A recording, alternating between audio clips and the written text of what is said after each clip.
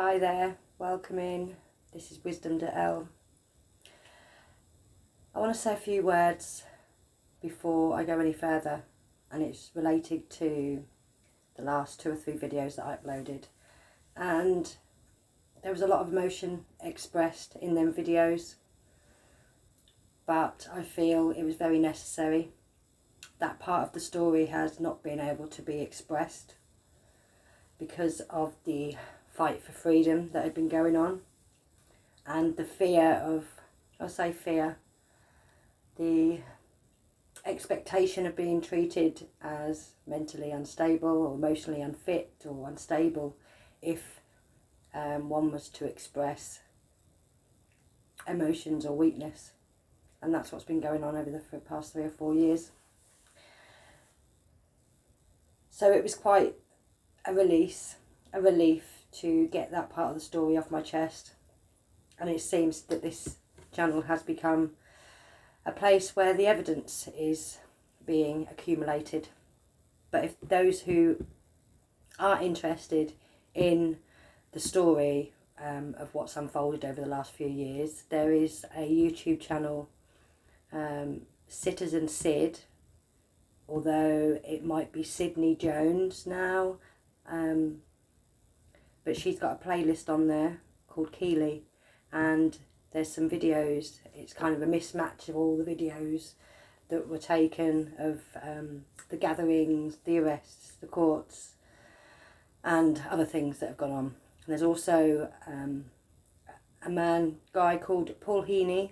He's on Facebook, and he runs a page called the People's Forum, where there was a number of interviews done during the space of time when all these events were going on. So the interviews that were taking place then with Paul Heaney were actually at the time when the events were unfolding. So if anyone wants to actually go and have a look, then you can do. Sydney Jones and Paul Heaney. Sydney Jones on YouTube and Paul Heaney on Facebook.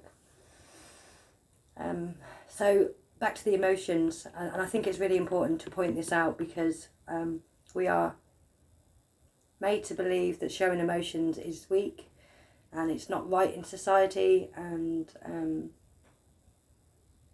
that it's wrong. And I just want to make it very, very clear that we are in human experience, and if you don't have emotions, then you don't have a heart. That's the fact. So honour your emotions. I'm not saying that you have to go express your emotions out in public, but the emotions that you feel must come up. If you don't express your emotions, whether it be just a little cry with tears, then the body is a toxic environment. That release needs to happen for the body to be able to create that new environment and move forward from the pressure. Otherwise it's just suppressed and suppressed and suppressed. So don't feel weak for having a little cry. Don't feel weak for showing emotions. It's absolutely ridiculous that we should be made to feel that. And that's trauma bonding in itself, as far as I'm concerned. There's a few things I want to talk about which are very close to my heart because of the experience that I've gone through. And I think some of the wisdom that may come through in this conversation or this talk will maybe enlighten some of you. But I'll make it clear that I'm not here to go against any authorities or the police, but what I am very much aware of is how I was treated in my experience with the police, the courts, the CPS, and the Ministry of Justice. The legal system has been used as a weapon. The police were used as a weapon.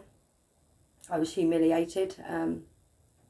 So many times I was restricted from even getting into the court or access to justice, and then the events that were unfolded would be, you know, a fail to attend warrant which was issued outside my house, so I'd be humiliated in front of my neighbours looking like a criminal, when actually I was at the court, but the security or the judge wouldn't let me into the building.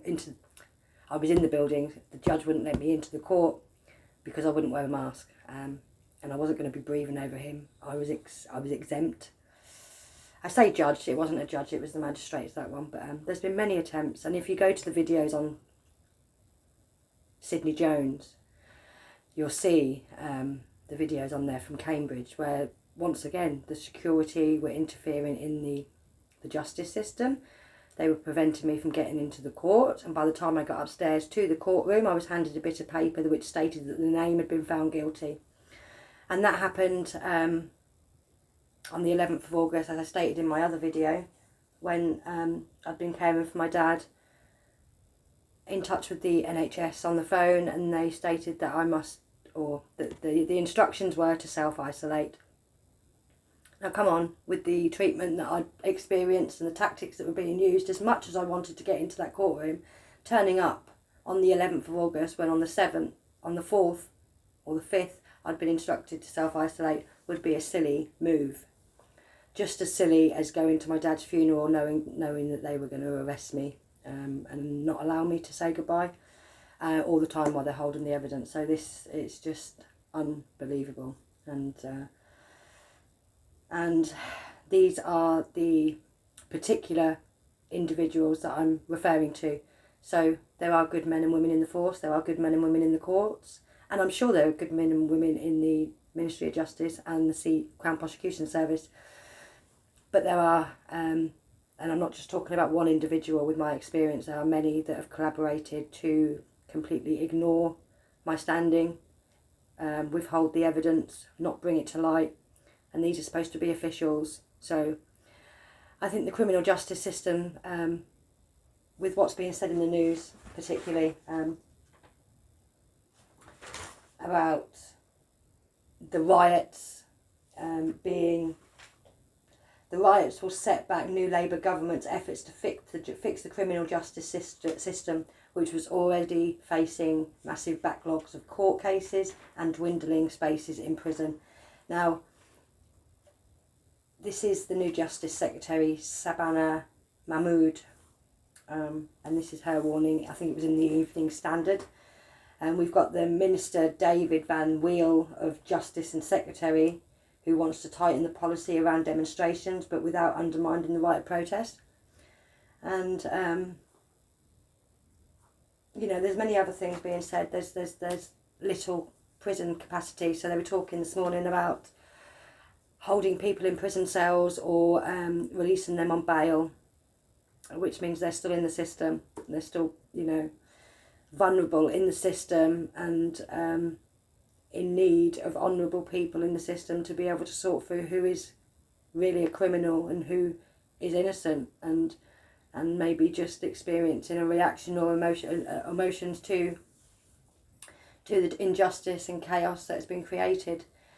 But another thing I really want to point out, and I hope it does resonate with some of you who are thinking about going on these gatherings, these marches, what is now being portrayed as riots. I mean, we can't trust the mainstream media. We know that they're owned by certain organisations of individuals and who are pushing a narrative that really doesn't benefit humanity at all. So please open your eyes, open your spiritual heart and ears and eyes, and be aware of your surroundings. By all means, go to these demonstrations if you wish, but remember that there are people who are portraying themselves to be like you, as an advocate, a protester of freedom voice, a free spirit. But there are genuinely people who are paid to portray themselves as these characters, to be able to disrupt your energy and create chaos around you and play on your heartstrings, so you get drawn into this chaos and scenario thinking that you're doing the right thing when actually you're being drawn into a set-up plot. And that's the truth. It's happened to me on many occasions, even by a man who came in and put a ring on my finger. So please be aware of your surroundings, trust your instincts, and look out for your loved ones. Most important thing. And I really think that it is time to voice your opinion, but we must do it in peace, so that we cannot be accused of being instigators. And remember, we're not the ones creating chaos, but we are reacting to the chaos and injustice. It's a very, very important thing to remember, and it's a proven fact that we do have certain rogue officers and people in the court system and the legal system who are not there for the greater good of humanity and only there for their selfish reasons, and they create lies, false accusations and narratives to benefit an outcome that they're wanting for whatever reason, whether it's monetary or to be of a higher status and up the ranks. I don't know. There's many reasons why this could be happening, but my point is to open your eyes so you can see that not everybody is as genuine as you are, and not to be drawn into the chaos and the madness to then have a criminal charge or an accusation on your name when all you were doing was trying to do the right thing. So it's time to be very, very sensible, very responsible about your actions, stand in peace and love. And when we do that, then we are able to see the chaos agents and the paid actors. We want truth, guys, we want truth. So sending love, peace and blessings to you all, and wishes for you all to open up your spiritual eyes, spiritual ears and spiritual heart to see the bigger picture, and know that you are real, but everything in the world is not real.